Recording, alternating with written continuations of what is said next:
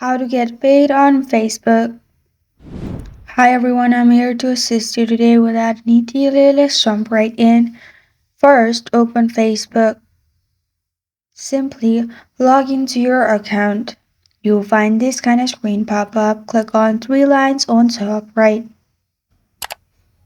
Then click on your name, which will open your profile.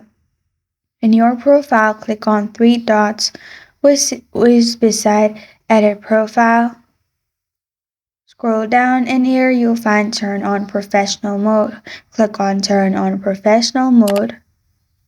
Simply click on Turn on. After you turn this on, as you can see, get paid for your content. If you post and unlock monetization, you'll be paid to your content, and also you can see your content inside and grow your audience from which you can get paid on Facebook. This is how to get paid on Facebook.